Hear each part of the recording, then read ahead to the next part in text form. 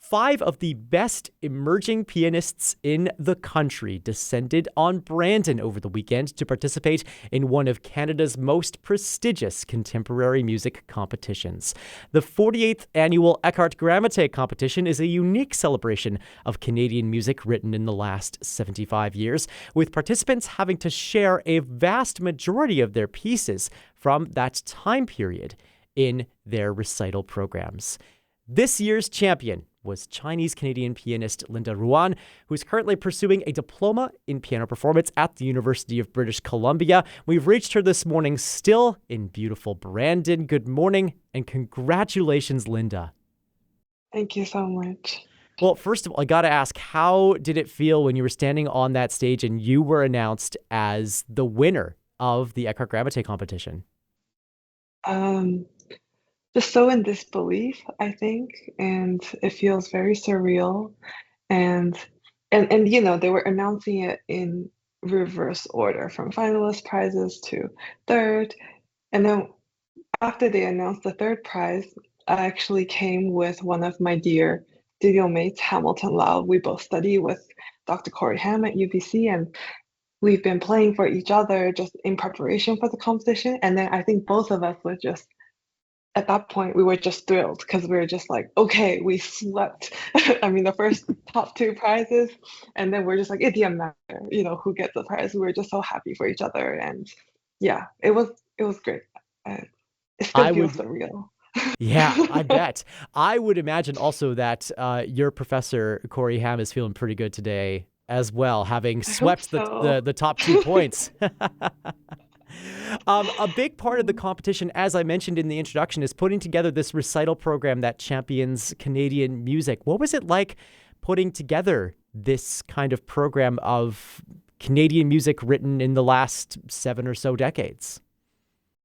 It was a lot of fun because I think I I've been very fortunate that I did have a chance to play many works by Canadian composers over the last decade or so of my career, but I don't think it's been ever as intense of an exploration and as deep of a dive as this as when I was deciding my repertoire for this competition.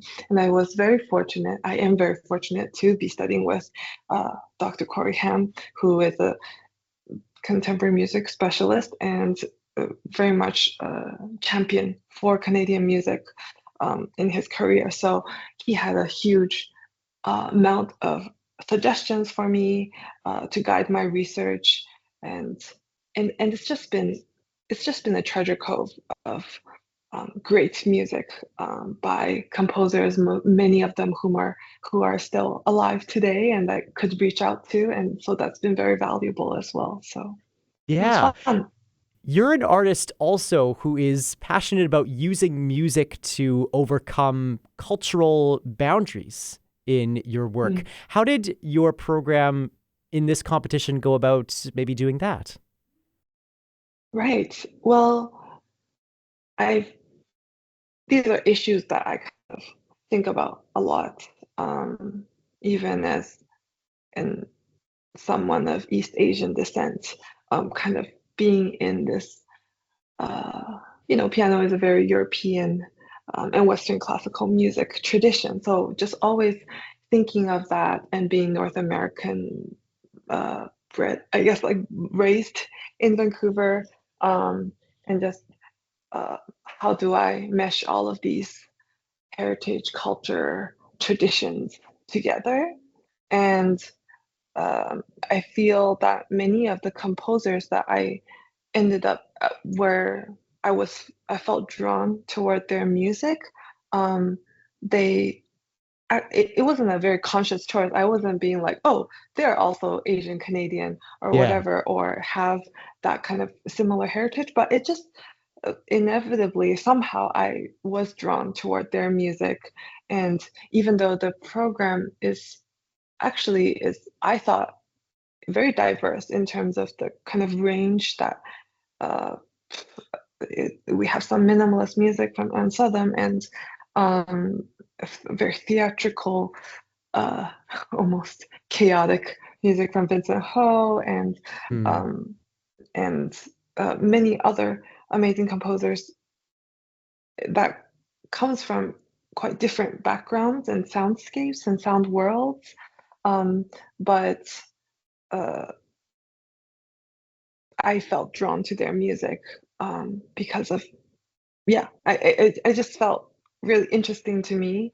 And yeah, and they also have their own way of reconciling all of those different influences and backgrounds. So I just thought it was really interesting, and performing that music, that program for the audience on Saturday night, um, I just it just reiterated and reaffirmed my belief that music, no matter, the heritage or background or the experiences of the composer, it can speak to the core of what we share as human beings. And it was able to connect with people, who had very different life experiences from my own. And Yeah.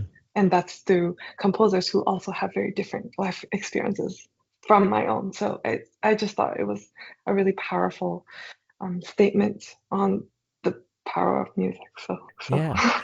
Well, you talked before about piano being this sort of this sort of European sort of dominated genre, but then you're bringing in your own Eastern Chinese influences and also speaking across cultures in a different way. And I think that the composer of this year's commissioned piece perhaps would feel much the same way. Each of the participants in the finals of the Eckhardt-Gramatté competition performed the same piece by another Vancouverite, also it occurs to me, yes, in that's Rita right.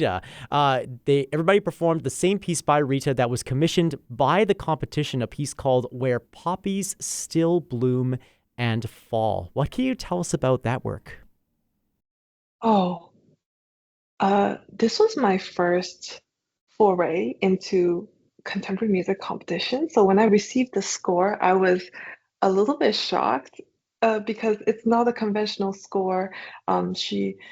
I think she really, for me personally, it was a great challenge because she had in her score, it's very clear instructions, but you kind of have to, it's a structured improvisation, which is very far outside of my comfort zone. There's a Mm. story, there's text that as pianist, she said, you may or you could speak it or you could not, depending on how you feel as a performer and what you feel speaks the most to you in terms of like your artistic style. Uh, and uh, my professor once again pushed me to like try speaking the text. I know it's very far outside of your comfort zone as a pianist who, is not used to speaking in front of an audience, um, and and kind of emoting through text in that way. Um, but it was actually a transformative experience for me because I I just didn't know I just didn't know I was capable of doing that and speaking text and improvising to a certain, of course she gave us a lot of guidelines, so it was very helpful that it wasn't just a free improvisation. But and she wrote such a beautiful piece with such a profound and uh, my interpretation was quite devastating statement about war. And um, yeah, it was very powerful. And the performance on Saturday was the first time I was able to share this piece with I ran through for friends and in private settings for few people, but with a bigger audience.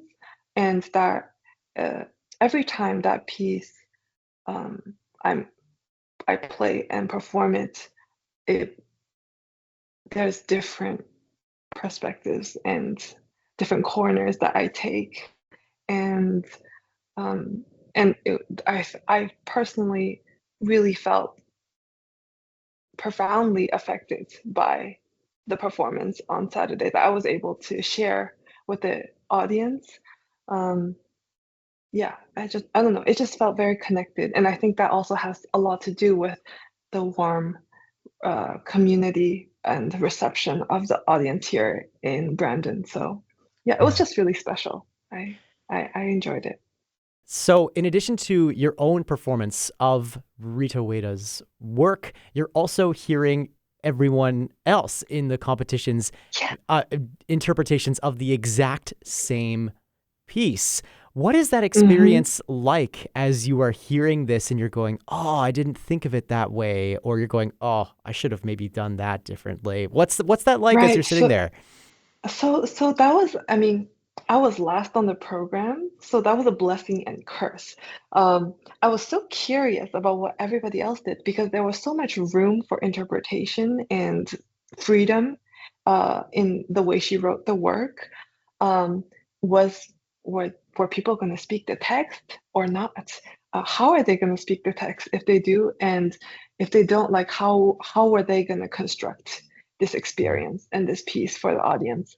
Um, I was too nervous and scared to actually go into the competition and watch live before I played because I knew I was going to be just, Yeah. there was going to be so many thoughts going into my head. But I did, I would, my curiosity would get the better of me and I would like pop into the live stream to see like little excerpts and I get very like nervous and scared and freaked out and then pop right back out because everybody they bring everybody has such unique um, voices and they brought their own artistry to the programming uh, and their playing and it was so inspiring just even the little bits and snippets that I caught and I rewatched some of it as well and it's been an inspiring weekend.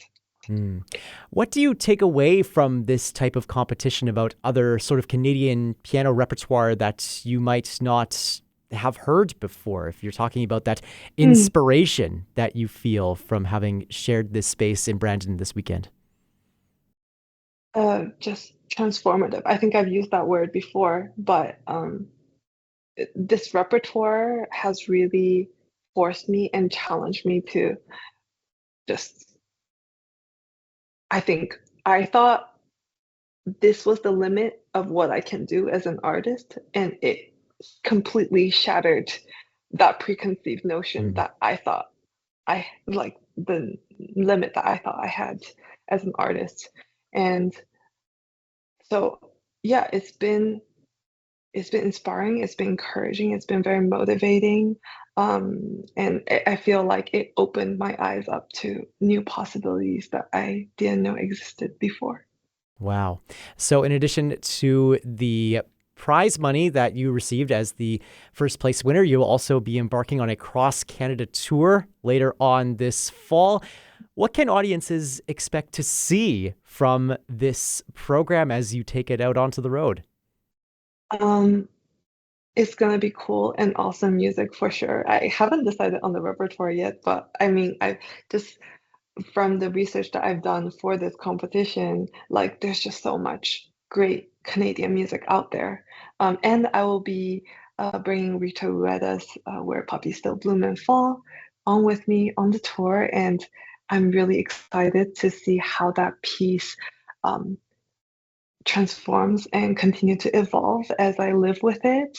And I think at any point of like from since 2 nights ago, I think it will only become more profound and deep. And I love that piece. I think it's really grown on me, and I was so scared of it in the beginning, but I think the audiences are in for a treat with that piece, especially. It's been a treat speaking with you this morning, Linda. Oh, Congratulations again on your win in the Eckhardt-Gramatté competition, and all the best for the upcoming tour, which hopefully we'll be able to see you on. thank you so much.